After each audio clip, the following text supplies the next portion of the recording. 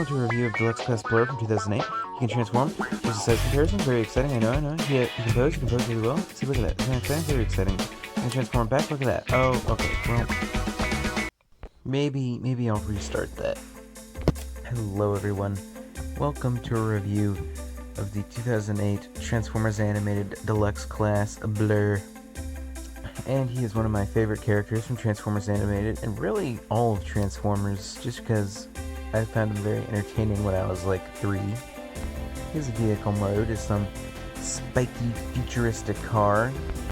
The undercarriage is not the best, but it looks really good. But he has these nice racing stripes and kind of a spring greenish color on top. He does have some dark blue paint apps on the sides, and then he has some more green. And these lines continue down onto the hood, and they look really good in my opinion. Pretty simple though. He does have some very weird wheels, which I'll talk about a little bit more later.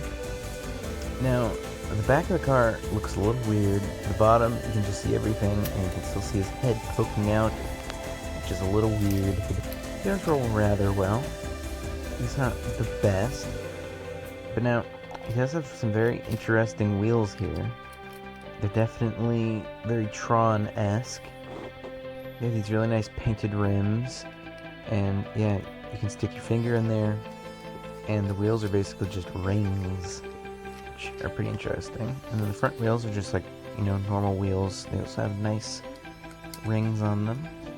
There is this button on the hood, which ejects this saw, which is supposed to come out a lot more aggressively, but one of the springs is messed up on mine. And yeah, you can use that as kind of like a James Bond trick. This car also definitely reminds me of a Speed Racer vehicle. Here's a closer look at those lines. My hand's kind of blocking them before. They're pretty good. They kind of end abruptly though. And just overall, I think this car has a good sense of flow. It kind of looks like the windscreen here is just a matte black, but it's actually transparent. Really, really hard to see. And there's actually some circuit detail. I don't think you'll be able to see it, but there's some very interesting circuit detail. It basically just continues the lines on the outside of the car. Okay, I think we're ready to transform it, so you just want to split this a little bit, totally not shoulders, and then take the hood off. That's a lot to take off. That's kind of crazy. And you can see there's that weird saw. It kind of, I don't know, it's a weird gimmick because you have to pick him up to use it when he's in vehicle mode, but it's in a nice blue transparent plastic, and that just kind of flops around, which is unfortunate. It also has some nice dark blue on the top, and this leaves us with a hoodless car. So you just want to rotate this out and then down, and then I guess I'll go a little bit slower here. Even though it's pretty self-explanatory, you just rotate it out, and then down. Wow, that was slow. Blurr would not be impressed. And I think this is kind of optional, but you rotate these 180, then you split this, and these become the feet. And very interesting feet at that.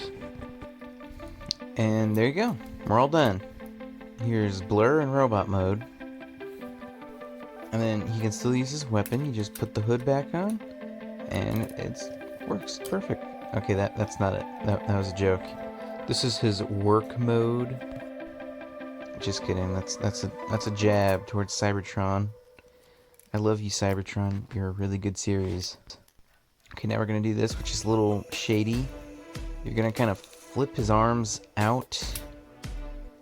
I don't know. They kind of scrape up against his chest. It's a little weird. You just want to disconnect that. Forgot to show that off. I always feel like I'm going to scratch something here, but I haven't done it yet. Then you just want to... They're just on hinges. Now we're going to kind of move on down to the legs here. So you're going to flip this so it's flush with these pointy bits. And you don't have to do it this way, but I just find it to be the path of least resistance, is to flip the legs all the way around. Just because of the way he transforms, this makes the least amount of things scratch each other. which is a good thing. And just like that, we're almost done. So you're going to want to kind of straighten these out, and then flip this panel, and then rinse and repeat. And this part is kind of up for debate. You can kind of do this however you want. And then you just kind of flip his head back. And then this, you can do a couple different ways. You can lift it down like that, which, you know, is fine. And then you can also flip it around so that the top just kind of collapses like that. Then you're going to want to turn the head around, and we are basically done. Then you're just going to want to kind of snap these in place. And you want to make sure everything is copacetic. Sometimes it will pop out. One side for me is a lot looser than the other, so it can be kind of a hassle. And there we go. We are done with your boy. A fairly clean transformation.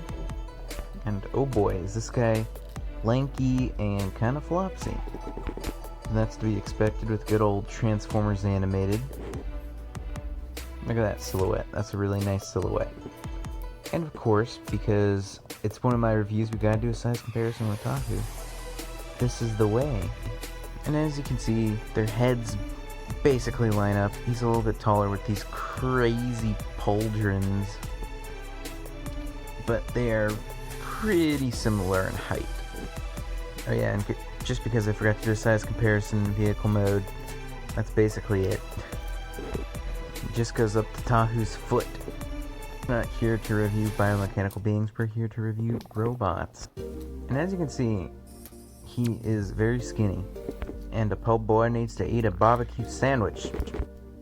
But he poses really well. That is the dumbest pose I've ever seen in my entire life. Looks like those Instagram models, they're like, oh look, my butt is so big because I am kneeling at this really awkward angle. But in my opinion, he is a really nice looking figure. His back is not the best, but at least he doesn't have this humongous backpack. It's like 50% of his weight. I'm looking at URC. And in this mode, there's a different way of attaching the hood. As you can see, there is a port on the back of his hand, and then it just plugs in right there with that little peg sticking out. And yeah, that looks slightly awkward. But it kind of acts more as a shield, which is kind of nice. You also can still activate the saw, so now it's a shield saw. Besides, the bestest defense is a mediocre offense. Isn't that what the kids say?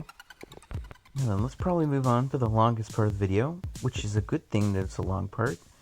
And this part of the video is articulation. The reason why it's a good thing that it's long is because articulation is good. Just like the super useful neck articulation. See, look at that. I guess he can fly or something? I don't know. He can't look forward, like, at all. It's kind of weird.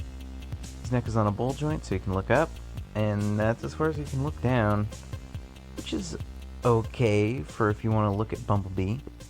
His head can also turn from left to right, 360. And his little crest is rubber.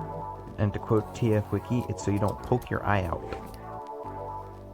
Now then, let's get a little bit of a closer look at his face here.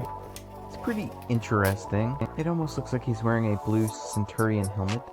And then he has a kind of white face. It comes off as this strange metallic bluish white, but I think it's just plain white painted onto transparent blue. I find this interesting. He kind of has a goatee. That's what it always looked like to me. It's in dark blue, and these pauldrons are something else. He has these really cool transparent blue headlights, and the tips of these are actually rubber as well. You also can kind of see that nice light piping, which is kind of in a weird place because the pauldrons block the lights. Let me just fix my lights real quick. Look at that speed, doing Blurr proud. His chest has this black paint and the Autobot Elite Guard sigil. I guess the black is supposed to be the windshield. Now then, let's continue on this articulation track. His arms can go 360, which is really good. They're on ball joints, so they can go in that much and then out a little bit, but most of the time it's more than enough. If you really want, you can kind of disconnect this part to give him a little bit more, which can be pretty useful for kind of interesting poses like this. You can't really dab though. I guess you can do that. There, that's good enough, man. You can dab on them haters. But it is really nice to get that across the chest ability. Let's just soak that in for a minute. Oh crap, is that the dab, please? Okay, never mind. We'll put him in a normal pose. Now then, this is very interesting. His bicep swivel. Gosh, that sounded really freaking nerdy. It can go out that far and then in that far. It's surprisingly limited and like not super useful. The only thing that really changes is the range of motion for the elbow, which is on a ball joint that can swivel about 180 and then can go down. It's like it can go down at like a 95-degree angle. He can transform the weird Star Wars Death Star transformer with both hands tied behind his back. I still find those Star Wars transformers to be some of the most obnoxious to transform. And you can see naturally he's already in a walking pose, so let's move down to the legs. My mommy did tell me I was good at those transitions. Okay, that's enough fooling around, time to talk about serious stuff. The waist can go 360. It's kind of weird looking, but you can do it. So that's very nice to see, because it has nothing to do with the transformation. And yeah, maybe it's just on mine, but the windscreen is like kind of loose, so I can do that. Does that count as articulation? You decide. And then the thighs can splay out, which is pretty nice. Pretty far, about as much as you'd ever need. And then his legs can go in and out over 90 degrees, like a lot, back and forth. His knees bend at a very strict right angle, and then his ankles, question mark, can spin 360, and then his toes are on a hinge and a ball joint. So he basically has ballerina shoes, and it makes posing pretty easy, because I don't know why you'd ever want to do that, but you can adjust his toes, almost like a real human. So it makes balancing this guy surprisingly easy. And it is mostly due to transformation, but it's very nice to have and very much appreciated. And it does make putting him in poses like this super easy, and he's not going to slide all over the place like you would imagine. And because he's my boy Blurr, you can put him in the epic running pose where he's running on the rings of Saturn. I always thought that was super badass and incredibly nonsensical. But who cares? It's a cartoon about robots that turn into cars. And I guess I'll use this as the thumbnail probably. Let's see if I can get him to stand up. It's going to take some extreme balancing skill. Okay, come on. The one leg maneuver. Can I do it? Okay, there. Don't breathe. Hold your breath. I think we did it, folks. Can we get a clap and a hand? Thank you. I also do think he would be pretty good for stop motion. It would be pretty easy to get a fluid running pose with him, and I would definitely recommend holding him up with an arm of some sort and not trying to balance him every frame. But I think it would be pretty easy to get him to balance and hold up. So that's basically it. I definitely think he's a cool figure. He poses incredibly well. I mean, like, better than SH Figure Arts figures. It's more on the level of, like, a super action statue. Except he's kind of lacking in the hand articulation, but honestly, I don't miss it that much. I think he is still super expressive, and you wouldn't ever really need him to be high-fiving anyone, you can just fist bump someone. It's just as good. And he has a pretty cool color scheme of azure, dark blue, and like a spring green, which I think really pops. And he just glows and just really pops. I mean, when I saw him and bought him, it was just like beautiful. It would make any grown man cry. His transformation is fine, honestly. I think his car looks pretty cool from some angles, but I don't like how freaking like a quarter of it is a weapon. And I don't really mind the bottom showing like every robot part ever, but I don't like the back showing a bunch, so I'm a little conflicted about that. In 2008, he was $10, and that calculates to about $12 now. And on eBay, he's $20 to $30, or at least generally when I look. So I would say you should definitely get him. There he was next to Tahu a minute ago. There's another thumbs up for you. And I think that's all I have to say. So, good day. Or if you're me, peace out!